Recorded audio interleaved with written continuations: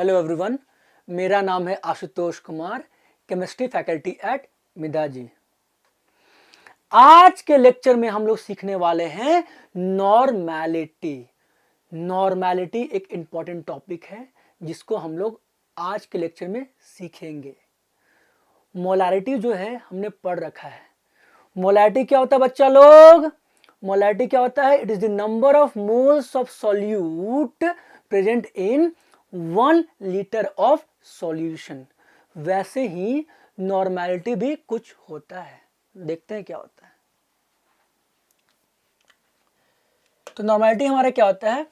It is number of gram equivalents of solute, once again number of gram equivalents of solute present in 1 litre of solution, जिसका formula है number of gram equivalents of solute divided by volume in litres. इसको हम लोग detail में समझते हैं कि क्या है। सर नंबर ऑफ मोल्स तो पता था, इन केस ऑफ मोलारिटी आपने पढ़ा था कि number of moles of solute divided by volume in litres, right. लेकिन नॉर्मैलिटी में क्या हमारा? Number of gram equivalents of solute divided by volume in litres. यहां पे जो आपके लिए जो नया टर्म है वो है number of gram equivalents, right. तो ग्राम इक्विवेलेंट्स क्या होता है हम लोग देखते हैं। सबसे पहले मैं बताता हूं, जैसे हमने जो अभी पढ़ा, हमने अभी पढ़ा क्या है? Normality which is denoted by capital N.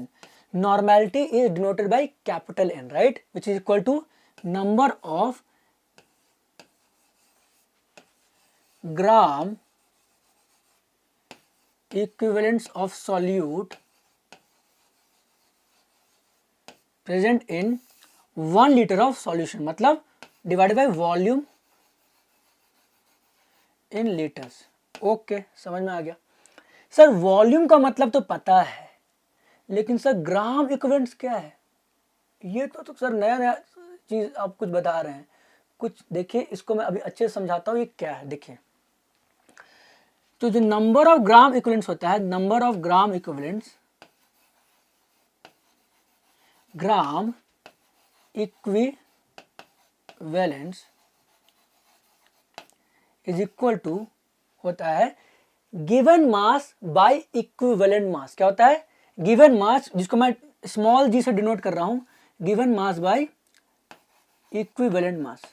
Sir given mass तो हमें पता था, हमने नंबर ऑफ मोल्स में भी हमने सुना है given mass by molar mass. Sir molar mass तो सुना हुआ है, ये इक्विवेलेंट मास क्या है? सर ये इक्विवेलेंट मास क्या है देखते हैं। तो हमारे लिए अभी ये नया था तो हमने इसको पढ़ा। अब हमारे लिए इक्विवेलेंट मास हमारे लिए नया आ गया, तो इसको हम लोग देखते हैं। समझ में आया? तो मैं इसको अभी रब करता हूं। देखिए, तो इक्विवेलेंट मास क्या है? जो इक्विवेलेंट मास होता है वो होता है मोलर मास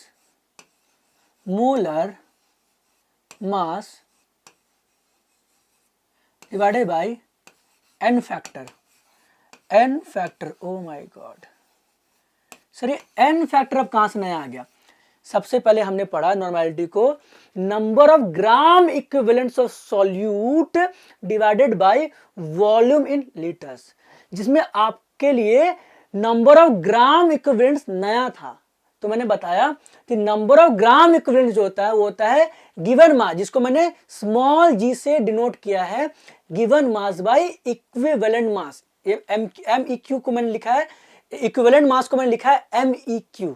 ओके, अब ये आपके लिए नया था, ये मैं सर्कल कर रहा हूं, ये आपके लिए नया था। इसको मैंने बताया it is equal to molar mass by n factor.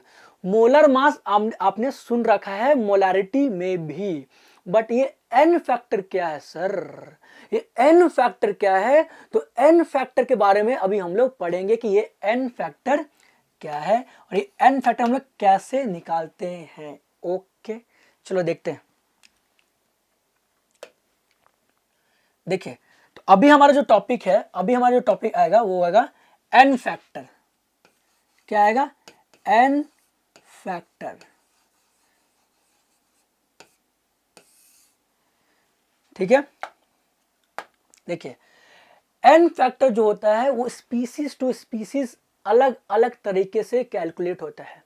तो what do I mean by species to species, मतलब एसिड में अलग तरीके से कैलकुलेट होता है, बेस में अलग तरीके से कैलकुलेट होता है, और सॉल्ट में अलग तरीके से कैलकुलेट होता है। तो देखते हैं एक एक करके, बहुत ही आसान है, देखते हैं एक एक करके एग्जाम्पल के थ्रू कि कैसे हम लोग एन फैक्टर को निकालते हैं। ओके, चलिए देखते हैं। ओके, सबसे पहले लिखता हूं एसिड, एसिड, ओके, बेस। हमारा टॉपिक क्या है, कैलकुलेशन ऑफ एन फैक्टर। कैसे हम लोग एन फैक्टर निकालेंगे, with the help of example हम लोग समझते हैं, जो कि बहुत ही कॉमन एग्जांपल्स मैं लेने वाला हूं, जो कि आराम से आपको सब जगह मिल जाएगा। बहुत कॉमन एग्जांपल्स है, बस हम लोग समझते हैं कि एन फैक्टर निकालते कैसे हैं। Okay, base and then salts. ध्यान से सुनिए आप लोग, बहुत ही आसान है, बस कनेक्ट कीजिए मेरे साथ और आराम से बस समझते जाइए, एकदम चिल रहिए एकदम। देखिए एसिड में लोग कैसे निकालते हैं, let us try to understand it with the help of an example, not one example, और मैं एग्जांपल्स लूंगा। फॉर एग्जांपल H2SO4 ले लिया, चलो HCl ले लिया, और बताओ पहले लेता हूं यहाँ पे H3PO4। ये जो मैं अभी एग्जांपल लेने वाला हूं ये इंपॉर्टेंट है। H3PO4, H3PO3, H3PO2। ये थोड़ा स्पेशल है, बाकी तो आसान है काफ़ी। ये इसको मैं अच्छे से एक्सप्लेन करूंगा अभी। कुछ एग्जांपल्स और मैं बेस में भी लिख लेता हूं। फॉर एग्जांपल NaOH, और बताओ आप लोग, क्या पता आप लोग को, कैल्शियम हाइड्रोक्साइड, और बताइए क्या पता आप लोग को, aluminium hydroxide AlOH whole thrice. Okay, similarly कुछ हम लोग सॉल्ट्स ले लेते हैं। Okay, for example NaCl, common salt जो आप लोग को पता है। ओके, और बताओ हम लोग ले सकते हैं, बताइए MgCl2। ओके, और क्या ले सकते हैं बताइए, AlCl3। ओके, गुड, और बताइए Na2CO3, Na2CO3, गुड, और क्या ले सकते हैं, एल्यूमिनियम सल्फेट, बहुत कॉमन एग्जांपल, AlSO4 पर लिख लीजिए, whole 3, Al2SO4 whole thrice. Okay, इन एग्जाम्पल्स में हम लोग समझते हैं कि एक एक करके कि इसका एन फैक्टर क्या होगा, कैसे हम लोग एन फैक्टर निकालने वाले हैं। ओके, देखिए एसिड के केस में, वन सेकेंड, एसिड के केस में जो एन फैक्टर होता है उसका बेसिसिटी होता है। अरे तो एसिड में बेसिसिटी कहां से आ गया, बेसिसिटी क्या होता है ये बहुत लोगों ने सुन रखा होगा, number of replaceable H+ ions. जितने भी इसमें ये H+ जो आयन दे सकता है एक्वस मीडियम में, रिप्लेसेबल जो है उसको बोलते हैं बेसिसिटी ऑफ एसिड। एसिड का हम लोग बेसिसिटी निकालते हैं और बेस का हम लोग एसिडिटी निकालते हैं। बहुत सिंपल है, जितने भी रिप्लेसेबल H+ आयंस होंगे, जितने भी क्या होंगे, रिप्लेसेबल H+ आयंस होंगे, उतना ही उसका बेसिसिटी हो जाएगा। एसिडिटी मत बोल देना, अरे समझो बात को। इसमें आपको दिख रहा है कि इसमें 2 रिप्लेसेबल H+ आयंस है, इसमें 1 है। ओके, बस ऊपर देखने से कभी कभी मालूम नहीं पड़ता है, ये जनरली मैं बता रहा हूं, कभी कभी जो दिखता है वो होता नहीं है। नॉर्मली क्या होता है, नॉर्मली और जनरली जितने भी हाइड्रोजन दिख रहे हैं स्पीसीज में, एसिड में, उतना ही उसका एन फैक्टर हो जाता है नॉर्मली। बट मैंने बताया केमिस्ट्री एक मिस्टीरियस सब्जेक्ट है, कभी कभी जो दिखता है ना वो होता नहीं है, दिखाते हुए कैसे बताते हैं। इसका तो आसान है बोलने के लिए, इसका एन फैक्टर 2 है। क्या है इसका एन फैक्टर, इसमें 2 हाइड्रोजन रिप्लेसेबल है, इसका एन फैक्टर क्या हो जाएगा 2।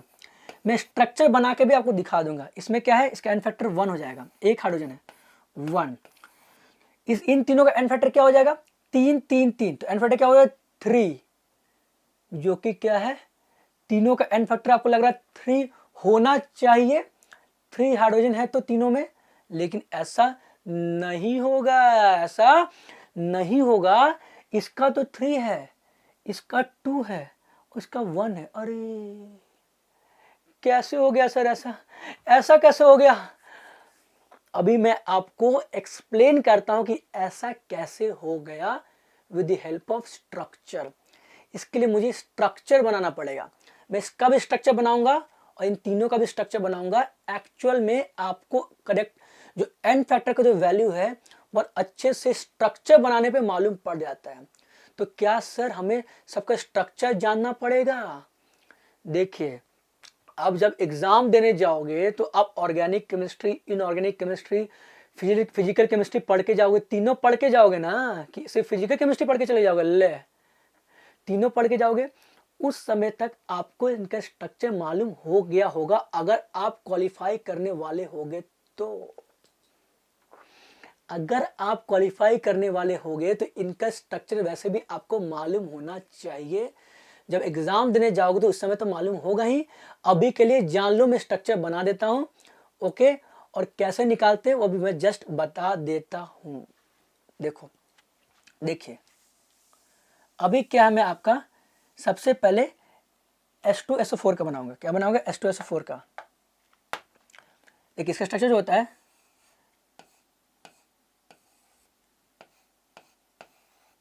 OH OH, okay. देखिए इसमें जो हाइड्रोजन है it is directly link to an electronegative atom. जब एसिड के स्ट्रक्चर में हाइड्रोजन डायरेक्टली लिंक होगा किसी हाईली इलेक्ट्रोनेगेटिव एटम से, हाईली इलेक्ट्रोनेगेटिव एटम से बोल रहा हूं भैया, जब अटैच होगा तो वो हाइड्रोजन को आप आराम से रिप्लेस कर देते हो, क्योंकि वो पोलर होता है, बहुत ज्यादा पोलर होता है, तो आसानी से रिप्लेस हो पाता है। तो वो जो हाइड्रोजन होंगे जिसको आप आसानी से रिप्लेस कर पाओगे, वही तो है basicity, number of replaceable H plus ions. और वही तो हो जाएगा उसका एन फैक्टर। क्या हो जाएगा उसका एन फैक्टर? थोड़ा थोड़ा समझ में आ रहा है आपको? हाँ आ रहा होगा सर, थोड़ा थोड़ा समझ में आ रहा, आ जाएगा। अभी मैं जब H3PO4, H3PO3, H3PO2 का जब मैं स्ट्रक्चर बनाऊंगा तो और अच्छे से समझ में आ जाएगा इसका मैं क्या बोलना चाह रहा हूं।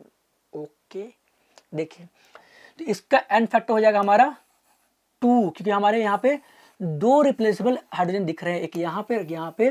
और ऑक्सीजन क्योंकि हाईली इलेक्ट्रोनेगेटिव एलिमेंट है, तो जब उससे अटैच होता है हाइड्रोजन तो आराम से उसको रिप्लेस कर पाते हैं। And then because of which इसका बेसिसिटी क्या हो जाएगा, एसिड का बेसिसिटी क्या हो जाएगा, 2 हो जाएगा, और वही उसका एन फैक्टर है। मैं बोल रहा हूं कि बेसिसिटी जो है एसिड में, अरे एसिड के केस में जो बेसिसिटी है वही उसका एन फैक्टर हो जाता है, एन फैक्टर, ओके, जिसको हम लोग वैलेंसी फैक्टर भी बोलते हैं।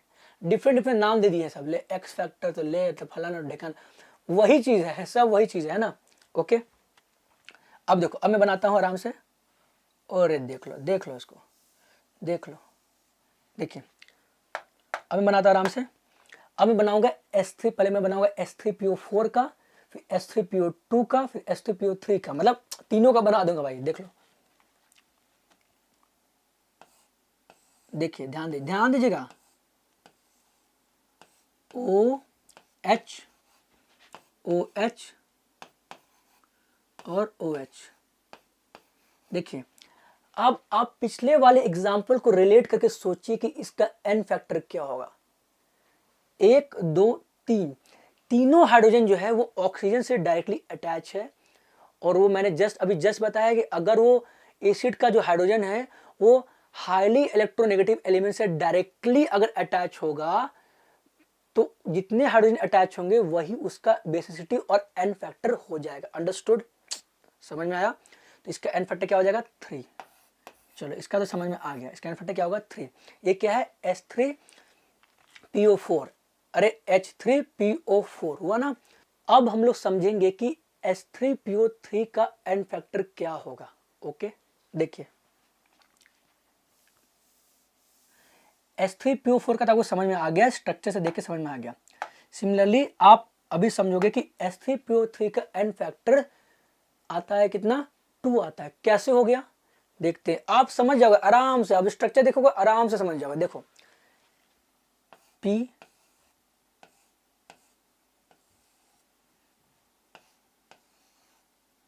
OH OH H, ये स्ट्रक्चर H3PO3 का, H3PO3। इसमें अब ध्यान दीजिए, इसमें 2 हाइड्रोजन जो हैं वो ऑक्सीजन से अटैच हैं जो हाईली इलेक्ट्रोनेगेटिव है, लेकिन एक हाइड्रोजन जो है, मैंने बोला कि hydrogen should be attach to electronegative, highly electronegative element बोल सकते हैं, atom, atom of element of course. इसमें क्या है कि hydrogen is directly attach to phosphorus. Okay, तो ये जो है, ये हाइड्रोजन आसानी से ब्रेक नहीं कर पाता है, बट ये दोनों आराम से रिप्लेस हो पाता है। इसके वजह से इसका जो एन फैक्टर हो जाता है, क्या हो जाता है, 2 हो जाता है। क्या हो जाता है, 2 हो जाता है। ओके, समझ में आया। नेक्स्ट हम लोग समझेंगे, अब आराम से आप कर पाओगे H3PO2 का। इसी तरीके से आप H3PO2 का आप खुद से कर पाओगे। वीडियो को पॉज मारिए और खुद से स्ट्रक्चर बना के कॉपी में देखिए, क्या खुद से रिलेट कर पा रहे हो। फिर बोर्ड पे देखिए, पॉज मार के पहले ट्राई कीजिए, फिर देखिए। सब कुछ चाहिए इनको बना बना। गुस्सा नहीं ना हो गए, मजाक कर रहे हैं। देखिए इधर, खुद से, मैंने, मेरा कहने का मतलब है पहले खुद से ट्राई करो भाई, पहले खुद से ट्राई करो वीडियो को पॉज करके, एंड देन आप सॉल्यूशन को मैच करो ना। सब कुछ आपको, देखिए इधर, ये देखिए अब क्या है, H3PO2, इसमें क्या है, ओके, ये है, देखिए इसका स्ट्रक्चर किसका है, H3PO2 का स्ट्रक्चर है। अब ध्यान देखिए, इसमें जो एक हाइड्रोजन है अटैच टू ऑक्सीजन है, हाईली इलेक्ट्रोनेगेटिव, बाकी दोनों फास्फोरस से अटैच है। ओके, तो कौन वाला रिप्लेस हो पाएगा आसानी से, अरे कौन वाला हाइड्रोजन आसानी से रिप्लेस हो पाएगा, तो ये वाला जो हाइड्रोजन है वो आसानी से रिप्लेस हो पाएगा, बस एक ही है, तो वही हो जाएगा उसका बेसिसिटी, एंड हेंस उसका एन फैक्टर वही हो जाएगा। क्योंकि मैंने बोला अभी जस्ट कि इन केस ऑफ एसिड्स उसका बेसिसिटी जो होता है वही उसका एन फैक्टर होता है। और बेसिसिटी क्या होता है, number of replaceable H+ ions. Oh my God, समझ में आया। ओके, समझ में आ गया होगा। नेक्स्ट, एसिड का कहानी तो अब खत्म हो गया। अब हम लोग बेस के कहानी को शुरू करते हैं, एन फैक्टर के कहानी को शुरू करते हैं। ये भी बहुत आसान है। सिमिलर जैसे कि उसमें रिप्लेसेबल H+ आयन थे, इसमें जितने OH- आयंस वो रिलीज दे पाता है उतना ही उसका एन फैक्टर हो जाता है। बहुत आसान है ये। इसमें क्या हो जाएगा, NaOH में हो जाएगा एक OH है इसमें। अच्छा देखिए यहाँ पे क्या हो गया है, मैंने गलती से CaOH होल थ्राइस लिख दिया। क्या होगा, आप जल्दी बताइए क्या होगा यहाँ पे, क्या जल्दी बताइए यहाँ पे क्या होगा, क्या होगा बताइए, CaOH होल थ्राइस होगा क्या जल्दी आप बताइए, आप बताइए यहाँ पे क्या होगा, CaOH होल ट्वाइस होगा, and then AlOH whole thrice होगा। ओके, जो कैल्शियम का वैलेंसी अरे 2+ होता है ना, अरे यार Ca2+ होता है तो OH- होता है, तो इसमें ऑफकोर्स 2 ही होगा, राइट। ओके, अब देखिए बताइए इसका एन फैक्टर क्या हो जाएगा, 2, क्योंकि 2 OH- इसमें रिलीज करेगा, ये 3 OH- रिलीज करेगा, तो इसका एन फैक्टर 3 हो जाएगा। अंडरस्टूड। तो ये बेस का मैंने जनरली ऐसा बताया है। कभी कभी क्या होता है, रिएक्शन में चेंज कर जाता है। जैसे मैंने बोला कि H2SO4 का एन फैक्टर 2 होता है, बट ये मैंने बताया जनरली है। अगर रिएक्शन फॉर्मेट में दिया हुआ है ना तो एन फैक्टर चेंज भी कर सकता है। मैं लास्ट में एग्जांपल आपको दूंगा। ओके, देखिए तो मेरा जो है बेस का कहानी भी देख लो मेरा जो है बेस का कहानी भी खत्म हो गया। ओके, अब जो है हमारा सॉल्ट का कहानी शुरू होगा। एन फैक्टर का कहानी अभी सॉल्ट का अब शुरू होगा। देखिए सॉल्ट से केस में एन फैक्टर क्या होता है, सॉल्ट से केस में जो एन फैक्टर होता है वो होता है टोटल चार्ज। ये जो है मैग्नीट्यूड, मैं लिखता अच्छे से लिखता हूं magnitude, magnitude of total charge on cation और एनायन ओके। इसमें जो होता है magnitude of total charge on cation और एनायन, इसका मतलब क्या है हम लोग समझते हैं। देखिए ये जो है आप नोट कर लीजिए, मैं अभी इसको इरेज कर रहा हूं, अब इसको नोट कर लीजिए। ओके ठीक है, नोट हो गया। ओके अब देखिए जैसे कि मैंने बोला total charge magnitude of total charge on cation और एनायन। तो मुझे बताइए कि NaCl जो है, NaCl को आप लिख सकते हैं Na प्लस Cl माइनस इसमें। ओके तो इसका जो charge on total charge on cation क्या है +1, एनायन क्या है -1। मैग्नीट्यूड क्या हो जाएगा, +1 का भी 1 हो जाएगा, -1 का भी 1 हो जाएगा। तो और है OR, और एंड वाला और नहीं, OR वाला और, ए वाला और या बोलते या। ओके ये तो या तो ये लो या तो वो लो, दोनों को ऐड मत कर देना, ले है ना, देख लो। तो मैंने बताया कि टोटल चार्ज ऑन कैटायन और OR वाला और, तो टोटल चार्ज ऑन एनायन का मैग्नीट्यूड, नेगेटिव पॉजिटिव साइन नहीं लेना है, मैग्नीट्यूड लेना है। ले अब देख लो इसमें +1 है तो मैग्नीट्यूड क्या हो जाएगा 1, -1 तो मैग्नीट्यूड क्या हो जाएगा 1 हो जाएगा। अंडरस्टूड। तो ये एग्जांपल आपको समझ में आ गया, OR वाला और। नेक्स्ट क्या है, NaCl तो मेरा NaCl तो हो गया। MgCl2 का वैसे क्या हो जाएगा, Mg2 प्लस 2Cl-। ओके या तो इसका वाला लो या तो उसका वाला लो, दोनों को लेके ऐड मत कर देना है। समझ में, मैं आई होप कि आपको समझ में आ रहा है मैं क्या बोलना चाह रहा हूँ। तो टोटल चार्ज कैटायन क्या होगा यहाँ पे +2, मैग्नीट्यूड क्या हो जाएगा 2, टोटल चार्ज एनायन क्या होगा 1 पे -1 तो 2 है तो -2 हो गया, तो मैग्नीट्यूड क्या हो जाएगा 2, तो इसका एन फैक्टर क्या हो जाएगा 2, क्या हो जाएगा एन फैक्टर 2। 2 + 2 4 नहीं कर देना, मैं बार बार बोल रहा हूँ, या तो ये लो और है और उसका वाला लो, दोनों में 2 ही आएगा। अंडरस्टूड।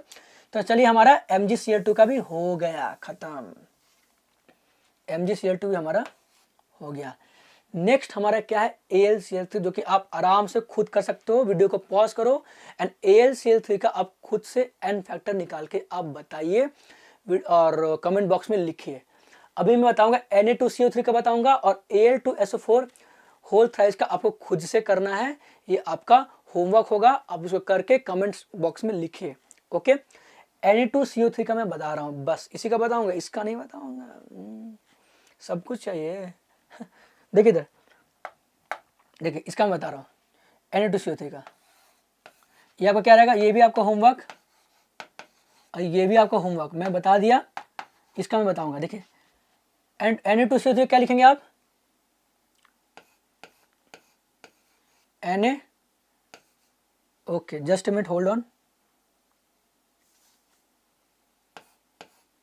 Na +2 प्लस CO3 2 - ये 3 है ना, ये 3 है, CO3 2 - ओके। तो total charge on cation OR और एनायन का मैग्नीट्यूड, देखिए टोटल चार्ज कैटायन पे क्या है, एक पे है +1 तो 2 है तो +2 हो गया, तो मैग्नीट्यूड 2, -2 का मैग्नीट्यूड 2, तो इसका एन फैक्टर क्या हो जाएगा, इसका एन फैक्टर क्या हो जाएगा 2 हो जाएगा। इसका तो हमने आया था 2, इसका आया था 1। ओके इसका वो होमवर्क करना है, इसको देखना कैसे ये बनेगा आपको बताना है। ओके टोटल चार्ज में बताया, 12 बताया टोटल चार्ज, ये आपको होमवर्क रहेगा। ओके तो एन फैक्टर का कहानी यहाँ पे खत्म हो गया। ओके तो हमने एन फैक्टर क्यों समझा, क्योंकि मैंने बताया कि एन फैक्टर क्यों हम समझ, अरे एन फैक्टर को हम लोग क्यों समझ रहे हैं, क्यों, क्योंकि इक्विवेलेंट मास क्या है, molar mass by n factor, that is why we are trying to understand the concept of n factor. N factor हम लोग कैसे निकालते हैं। ओके तो ये हम समझिए। ओके अब नेक्स्ट मूव करते हैं।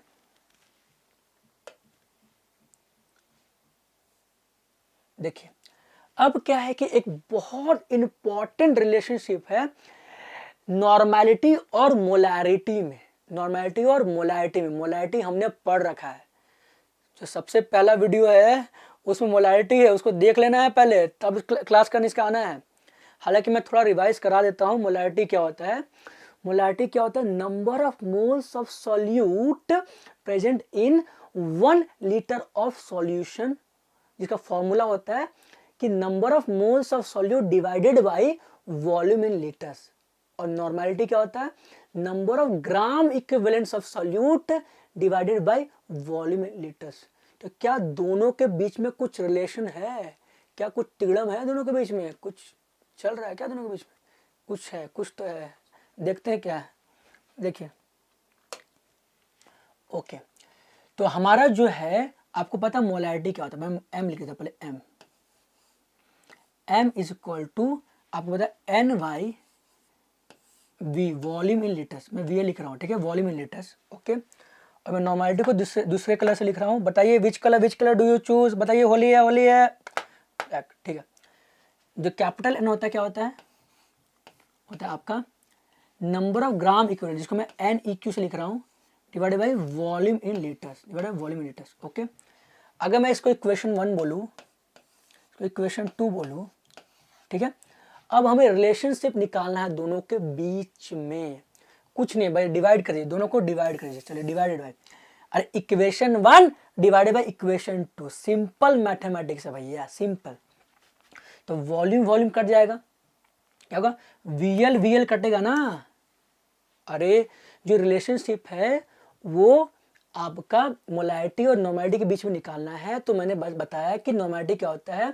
Number of gram equivalents of solute, the same solute we are talking about, the same solute divided by volume in litres. Okay, and molarity we have number of moles of solute divided by volume in litres.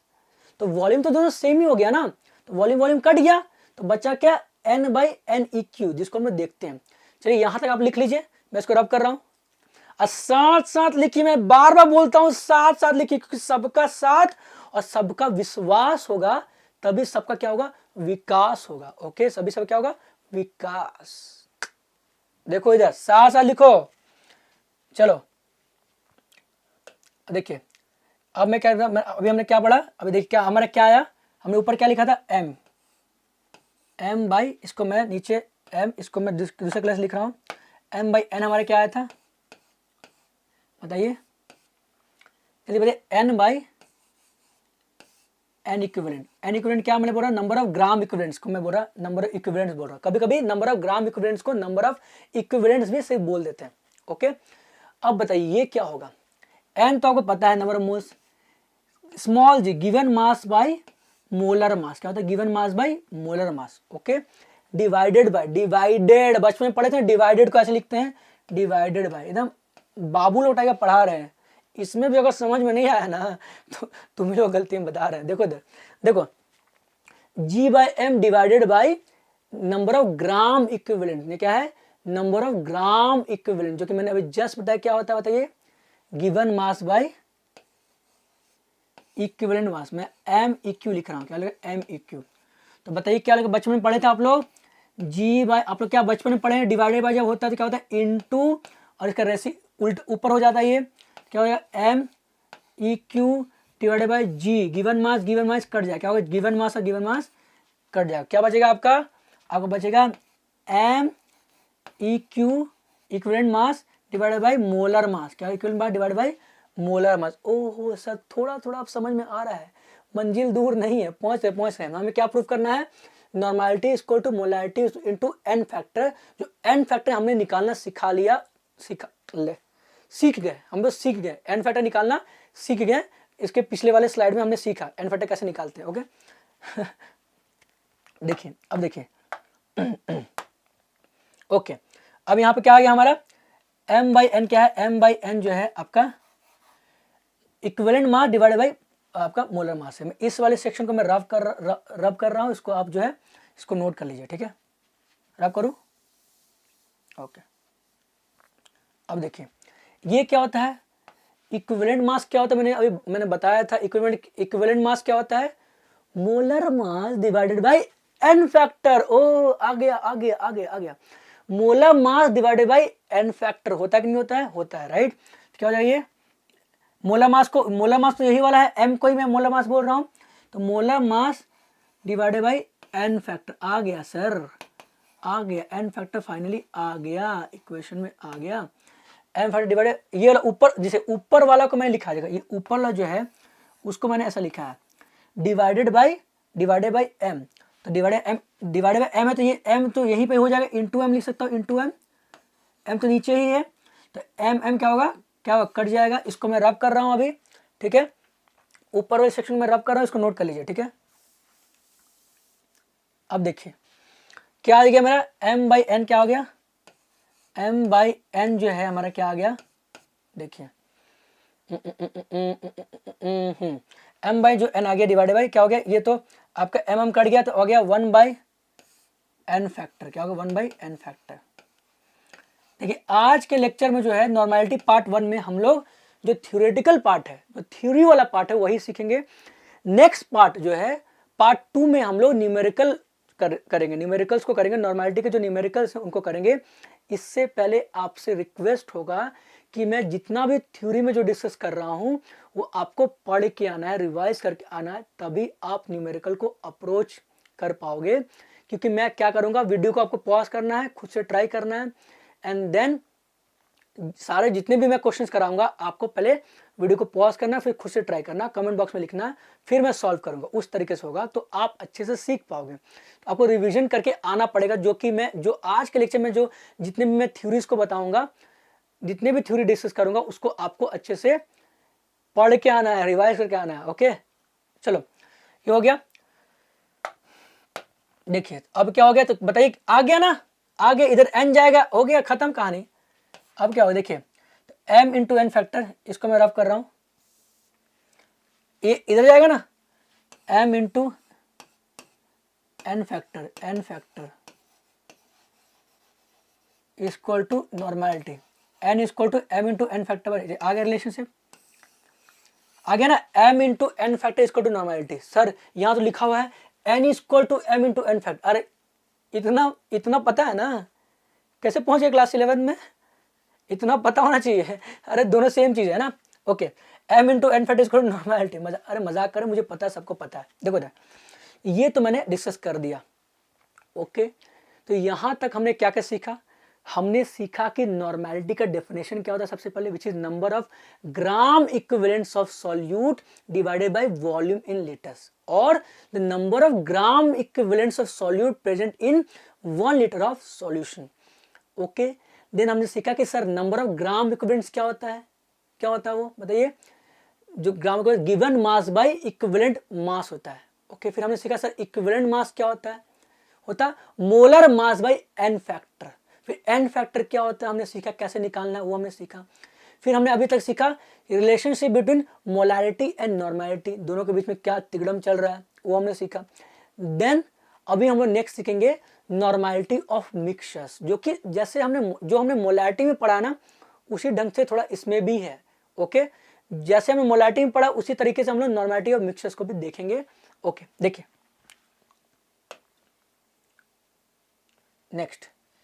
Next है normality of mixtures.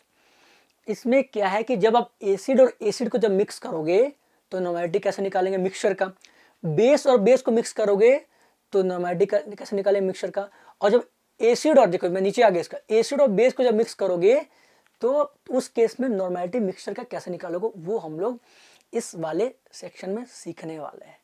Okay समझ में आ रहा है, यहाँ तक सबको समझ में आया?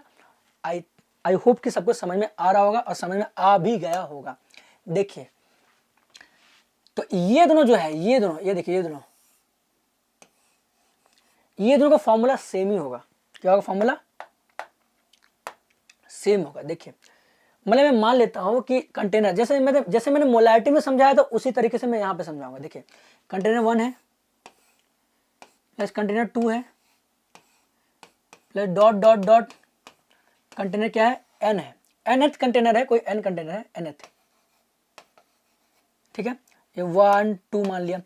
इस वाले सॉल्यूशन जो या तो मैंने क्या लिया, या तो सब में एसिड लो या तो सब में बेस लो। मैं बता रहा हूं, अरे एसिड बेस मत कर देना, वो तो अलग है, एक में एसिड एक में बेस, ऐसा नहीं। या तो सब में ए लो और सब में बी लो, बेस लो। तो दोनों के लिए सेम ही फॉर्मूला यूज होता है, इसलिए मैंने दोनों को एक ही सेक्शन बता रहा हूं। या तो सब में ए लो या फिर बी लो, बी लो। समझ में आया कि नहीं? समझ में आ गया? ओके, क्लियर है ना? मिक्स मत कर देना भाई। हाँ ठीक है, मैं लिख देता भाई अच्छे से, या तो A/B लिखता हूं, ठीक है, A/B लिख दे। एसिड सब में, या तो आई होप कि समझ में आ रहा होगा, मैं बता रहा हूं, या तो सब में एसिड लो या सब में बेस लो, मिक्स नहीं करना, वो अलग हो जाएगा फिर, ठीक है। ओके, इसको मैं रब कर रहा हूं, रुक जाओ, कंफ्यूज जाओगे, रुक जाओ, रुको भाई, रुक जाओ, थोड़ा ठहर जाओ, ठीक है। ओके, अब देखो, ये कंटेनर नंबर 1 है, 2 है, इसका नॉर्मेलिटी मान लेते हैं कुछ वॉल्यूम V1 V2, ठीक है, Vn कुछ मान लिया, Vn मान लिया, नॉर्मेलिटी इसका मान लिया N1 मान लिया, N1, ठीक है, V1 मान लिया इसका, N2 V2, मतलब नॉर्मेलिटी N2 है, वॉल्यूम V2 है। ओके, इसका Nn मान लिया, Nn, और वॉल्यूम तो Vn है, दिया ही हुआ है। ओके, अब देखिए, जब मिक्स करेंगे एसिड्स को मिक्स करेंगे या बेस को मिक्स करेंगे तो क्या होगा, जो नंबर ऑफ ग्राम इक्विवेलेंट से, जैसे मोलारिटी केस में क्या होता है, number of moles add on होते जा रहे थे, इसमें क्या होगा, नंबर ऑफ ग्राम इक्विवेलेंट्स क्या होंगे, ऐड ऑन होते जाएंगे, और वॉल्यूम तो ऑफकोर्स बढ़ेगा ही। अंडरस्टूड? वॉल्यूम हमेशा बढ़ता है। अब मिक्स करने तो वॉल्यूम कम हो जाएगा, वॉल्यूम तो बढ़ेगा ही ना हमेशा, तो वो तो हमेशा बढ़ेगा। अब देखिए, इसमें क्या होगा, नंबर ऑफ ग्राम इक्विवेलेंट्स कैसे निकालते हैं, मैंने बताया कैपिटल N क्या होता है, normality, number of gram equivalents divided by volume, ठीक है, इन लीटर्स। ओके, सारा ये वॉल्यूम जो है सारा लीटर्स में है। अंडरस्टूड? अब क्या होगा, नंबर ग्राम इक्विवेलेंट कैसे निकालोगे, NEQ क्या हो जाएगा, N इंटू वी होगा, NV हो जाएगा। ओके, N इंटू वी हो जाएगा, राइट। ओके, उसी तरीके से इसमें भी इसका नंबर ऑफ, इस कंटेनर 1 में नंबर ऑफ ग्राम इक्विवेलेंट्स कितना हो जाएगा, N1V1, NV है ना, N1V1, इसमें क्या होगा, N2 इंटू V2, इसमें क्या हो जाएगा, Nn इंटू Vn। ओके, जब आप मिक्स करोगे, जैसे मोल्स ऐड हो रहे थे मोलैरिटी के केस में, मिक्सचर्स में, इसमें number of gram equivalents add होंगे, तो क्या होगा, N1V1, फिर N2V2, फिर N3V3, फिर N4V4, dot dot dot dot dot NnVn divided by volume, तो हमेशा ऐड ही होगा, V1 plus V2 plus V2। समझ में आया? क्योंकि जो मिक्सचर का जो मिक्सचर होगा उसमें कितने नंबर ऑफ ग्राम इक्विवेलेंट्स होंगे, ये सारा का ऐड हो जाएगा, N1V1 plus N2V2 dot dot dot NnVn divided by volume in litres, तो V1 प्लस V2 वॉल्यूम भी ऐड हो जाएगा। अंडरस्टूड? ठीक है, बस समझ में आ गया सबको? तो मिक्सचर कैसे निकलेगा, यहाँ पे मैं इसको मैं रब कर रहा हूं, तो या तो एसिड, ये दोनों केस में सब में एसिड लो या सब में बेस लो, मिक्स मत करना, वो अलग केस है, बता रहे, बार बार बता रहे, कंफ्यूज मत हो जाना। देखो, अब देखो आप लोग, देखो इधर, अब क्या यहाँ पे नॉर्मेलिटी मिक्सचर क्या हो जाएगा, नॉर्मेलिटी ऑफ मिक्सचर हो जाएगा आपका वही N1V1 क्या है, number of gram equivalents in container 1 plus N2 into V2, into है ये, डॉट में डॉट है, इंटू V2 है ना, डॉट है ये, डॉट, ये फिजिक्स वाला डॉट प्रोडक्ट मत समझ लेना, है ना, क्योंकि अभी आप फिजिक्स भी पढ़ रहे हो, केमिस्ट्री पढ़ रहे हो, ये डॉट, फिजिक्स में डॉट अलग होता है और क्रॉस अलग होता है, बट केमिस्ट्री में डॉट को इंटू ही मान के चलो, है ना, पढ़े हो ना, वेक्टर्स में पढ़े हो ना, रैप सर का क्लास किए ना आप लोग, तो उसमें देखो इधर N1V1 plus N2V2 plus dot dot dot NnVn divided by V1 plus V2 plus dot dot dot dot Vn। अब सर डॉट डॉट डॉट क्या होता है, मैंने मोलारिटी में बोला था, इतना इतना आना चाहिए आपको, बता रहे हैं। देखो जब, तो ये तो नॉट ए मिक्सचर हो, अगर एसिड हो या बेस हो, एसिड्स का मिक्सचर हो या बेस का मिक्सचर हो, फॉर्मूला सेम चलेगा। इस केस में थोड़ा डिफरेंट हो जाता है, क्योंकि जब एसिड और बेस को मिक्स करते हो तो वहां पे न्यूट्रलाइजेशन रिएक्शन होता है, पता ना, पढ़े ना आप लोग, न्यूट्रलाइजेशन रिएक्शन, एसिड और बेस को मिक्स करेंगे तो क्या बनेगा, सॉल्ट एंड वाटर बनता वगैरह, ये लोग पढ़ चुके हैं, तो वही हम लोग यहाँ पे अभी करने वाले हैं। देखो क्या होगा, इसको मैं रब कर रहा हूँ, चलो नोट कर लो, स्क्रीनशॉट लियो ना, अगर तो स्क्रीनशॉट नहीं लेना, लिखना है खुद से, स्क्रीनशॉट, सर लेट जाएंगे बेड पे, देखते रहेंगे वीडियो को, तो स्क्रीनशॉट लेंगे, अरे स्क्रीनशॉट लेने से बच्चा आपको ही दिक्कत होगा, मैं बता रहा हूँ, लोग बोलते हैं स्क्रीनशॉट ले, मैं नहीं रिकमेंड करता, क्योंकि मैं बार बार बोल रहा हूँ, स्क्रीनशॉट लेने से आपका स्किल्स जो होता है कम हो जाता है। अब देख लो, मैंने इतना बार बोल दिया, अब देख लीजिए आप, आपकी मर्जी है, देख लो आप। लिखना है, लिखना साथ साथ लिखना है, ठीक है।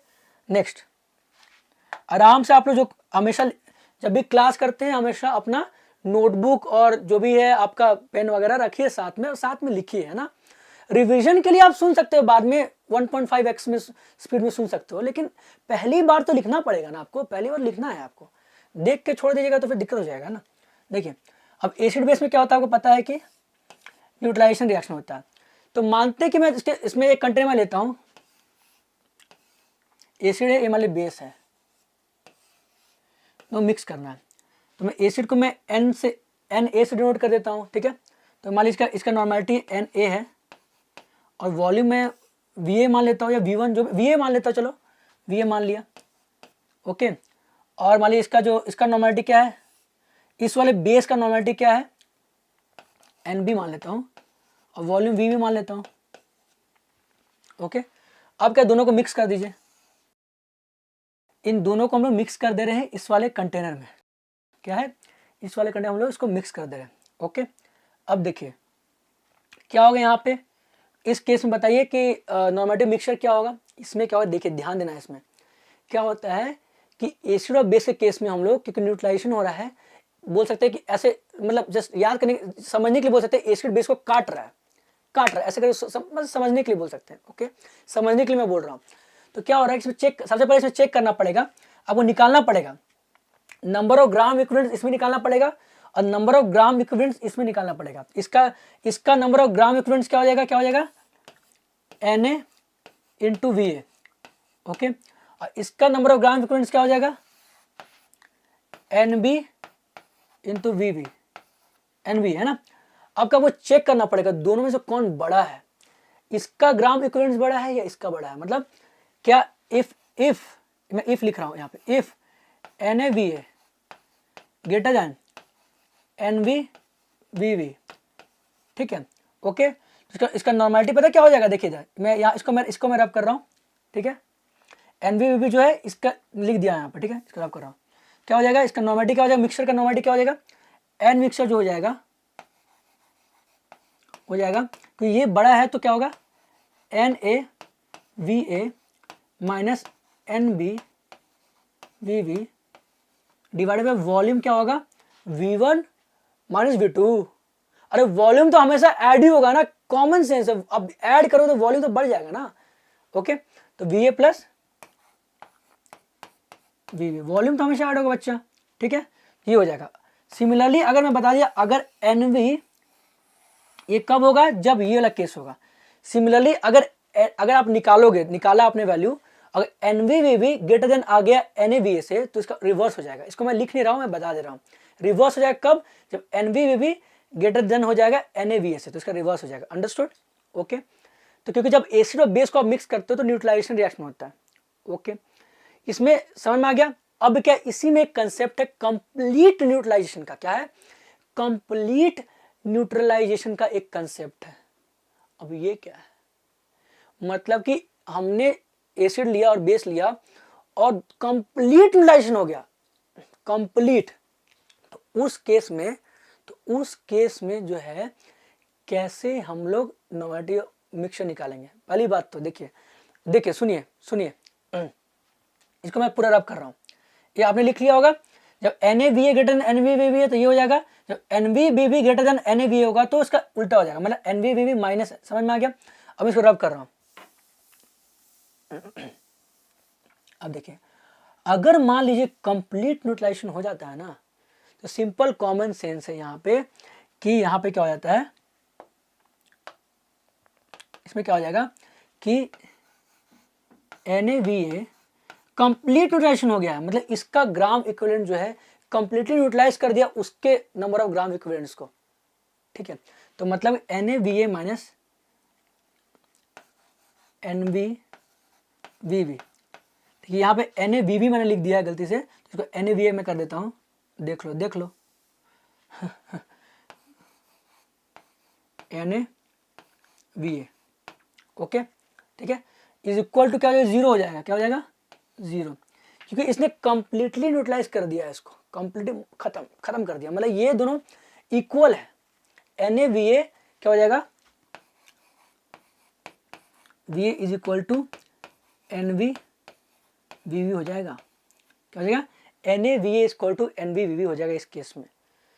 ओके, जो सॉल्ट बनेगा उसके बाद जो सॉल्ट आएगा वो न्यूट्रल होगा, न्यूट्रल सॉल्ट है। ओके, तो क्योंकि तो इस केस में क्या होता है, कंप्लीट न्यूट्रलाइजेशन केस में क्या होता है कि NaVA is equal to NV हो जाएगा। जो सॉल्ट बनेगा उसका जो नॉर्मेलिटी होगा क्या होगा, किसी एक को ले लो, NaVA divided by V1 plus V2 और NvVV divided by V1 plus V2। मतलब देख सुन लीजिए, एक कंप्लीट न्यूट्रलाइजेशन जब हो गया तो NaVA is equal to NvVV तो हो गया। अब सॉल्ट तो बनेगा ना भैया, सॉल्ट तो बनेगा, तो उस सॉल्ट का, वो जो सॉल्ट बनेगा उसका नॉर्मेलिटी क्या होगा, देखिए यहाँ पे देखिए, तो नॉर्मेलिटी जो सॉल्ट बनेगा, मैं सॉल्ट लिख देता हूँ, in case of complete neutralization में बार बोल रहा जो होगा हो जाएगा, या तो ये ले लो या तो ये ले लो, दोनों बराबर है, तो NaVA डिवाइडेड बाई, देखो मैं फिर से VV लिख दिया गलती से, देखिए ध्यान दीजिए, NaVA divided by V1 plus V2, क्योंकि वॉल्यूम तो ऐड ही हो गया, वॉल्यूम तो ऐड हो गया ना। अब क्या, दोनों में से किसी एक को ले लो, दोनों तो इक्वल ही है, NaVA divided by V1 plus V2। ये सॉल्ट जो बनेगा कंप्लीट न्यूट्रलाइजेशन के बाद उसका नॉर्मेलिटी है भैया, समझ में आ गया। अगर मान लीजिए कि कंप्लीट न्यूट्रलाइजेशन नहीं हो रहा है, उसमें क्या चेक करते हैं हम लोग, NaVA माइनस NaVA चेक करते हैं कि कितना वैल्यू आ रहा है, NvVV चेक करते हैं और देखते हैं कौन बड़ा है, कौन ग्रेटर देन है। अगर NaVA ग्रेटर देन होगा NvVV से, जब कंप्लीट न्यूट्रलाइजेशन नहीं हो रहा है तब उस केस में नॉर्मेटिव मिक्सचर क्या हो जाएगा, NaVA minus NvVV divided by V1 plus V2। अगर NvVV ग्रेटर देन होगा इससे तो उल्टा हो जाएगा, NvVV minus NaVA divided by V1 plus V2। Okay, अब कंप्लीट न्यूट्रलाइजेशन अगर हो रहा है तो जाहिर सी बात है ये दोनों इक्वल हो गया। उस केस में जो सॉल्ट बनेगा उसका जो नॉर्मेलिटी होगा वो क्या हो जाएगा, NaVA divided by V1 plus V2। दोनों इक्वल ही है, तो समझ गए होंगे आप लोग, ठीक है। चलो, इतना थ्योरी मैंने डिस्कस कर दिया भैया इस क्लास में। अब एक और थ्योरी मैं डिस्कस कर देता हूं, सारा थ्योरी आपको अच्छे से पढ़ के आना है। ओके, नेक्स्ट क्लास में क्योंकि हम लोग न्यूमेरिकल्स करने वाले हैं, अगर थ्योरी आप अच्छे से पढ़ के नहीं आओगे तो न्यूमेरिकल आप नहीं समझ पाओगे, नहीं सीख पाओगे, इसलिए आपको रिवीजन करके आना है। ओके, अब एक और थ्योरी में बता देता हूं, डाइल्यूशन वाला केस। डाइल्यूशन में क्या होता है, जो कि हमने मोलारिटी में भी किया था। मोलारिटी केस में क्या था, M1V1 इक्वल टू M2V2 था, इसमें भी सेम है, N1V1 इक्वल टू N2V2 है। मैं बस एग्जांपल लेके बता देता हूँ एक, ठीक है। इसको मैं रब कर रहा हूँ, ठीक है, रब कर दूं, देख लो। देखो अब क्या, मैं इसी में मैं डाइल्यूशन वाला बता देता हूँ। मतलब डाइल्यूशन केस में क्या होगा,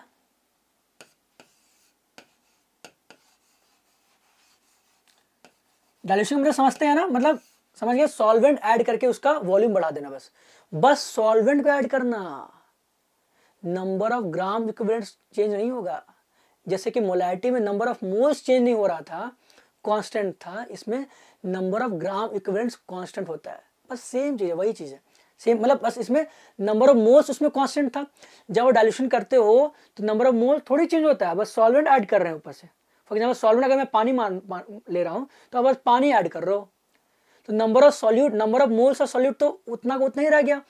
सिमिलरली इसमें भी जब आप पानी ऐड करते हो तो नंबर ऑफ ग्राम इक्विवेलेंट जो है उतना का उतना ही रह जाएगा। तो बस वही है, N1V1। देखो बता दे, समझ, देखो इधर देखो, मान लो कि आपने लिया, कंटेनर लिया है, कंटेनर है, इसमें मान लो पहले से था एक मतलब पहले से एक सॉल्यूशन है जिसका नॉर्मेलिटी है, मान लेता हूँ N1 है, N V1 है, कॉमा V1 मान लेता हूँ, कॉमा दिया, मैं कॉमा दिया हूँ यहाँ पे, कॉमा दे दिया हूँ, ठीक है।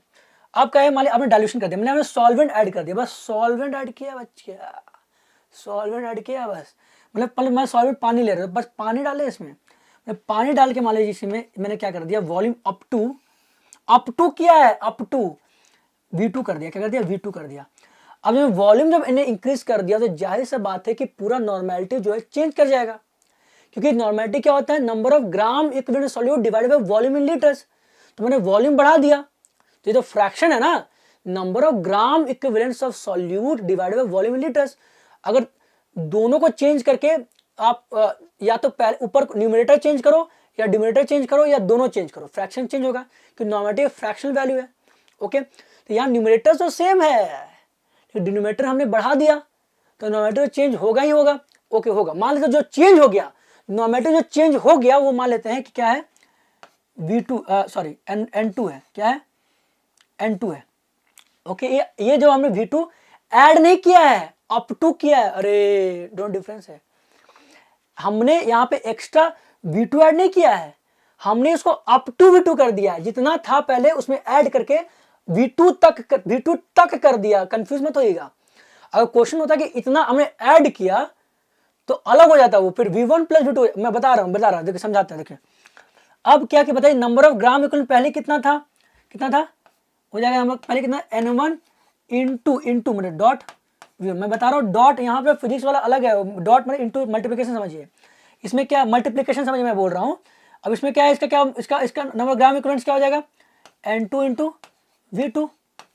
हमको अब हमें पता है कि नंबर ऑफ ग्राम इक्विवेलेंट तो सेम ही है, चेंज ही नहीं किया, क्योंकि हमने बस सॉल्वेंट ऐड किया है, बस पानी डाला है, तो उतना को उतना ही रह गया है। जैसे नंबर ऑफ मोल्स कांस्टेंट था मोलैरिटी केस में, इसमें नंबर ग्राम इक्विवेलेंट कांस्टेंट है, इसलिए क्या हो जाएगा, इसका फॉर्मूला क्या हो जाएगा, N1V1 equal to N2 V2। अब ध्यान देने वाली बात यह है कि ये जो V2 है ना, ये अप टू है, अप टू वाला है, वाला में लिख दिया, अच्छा वाला अप टू वाला है। अगर मान ली क्वेश्चन ये होता कि हमने एक्स्ट्रा V2 ऐड किया है तो यहाँ पे V1 प्लस V2 हो जाता। समझिए यहाँ पे क्वेश्चन बनता है। अगर क्वेश्चन ये होता कि हमने एक्स्ट्रा V2 ऐड कर किया है तो टोटल वॉल्यूम कितना हो जाता, V1 प्लस V2, तो यहाँ पे V1 प्लस V2 हो जाता। इसलिए ध्यान दीजिए ये अप टू वाला है। ओके, तो आज के लेक्चर में हमने सीखा है कि थ्योरेटिकल जो पार्ट है हमने नॉर्मलिटी का बेसिक सीख लिया है। ओके, आगे जो नेक्स्ट पार्ट होगा नॉर्मलिटी का पार्ट 2 होगा, उसमें हम न्यूमेरिकल्स को करेंगे। मैंने फिर से बोल रहा हूँ, रिवीजन करके आएगा अच्छे से और तभी आप क्वेश्चन को कर पाओगे। आई होप कि ये आपको लेक्चर समझ में आया होगा, पार्ट 1 नॉर्मलिटी का समझ में आया होगा।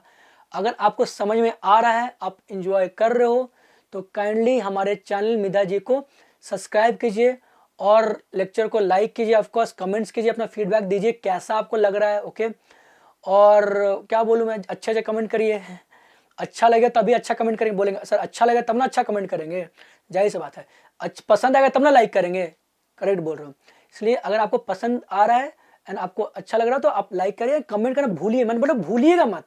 अगर आपको अच्छा लग रहा है तो कभी क्या होता है, अच्छा लगता है लेकिन हम भूल जाते हैं, मतलब लाइक करना कमेंट करना। अच्छा लगे तो ही लाइक करो और कमेंट करो, बट भूलना मत, ये बोले मतलब भूलना मत। समझ में आया?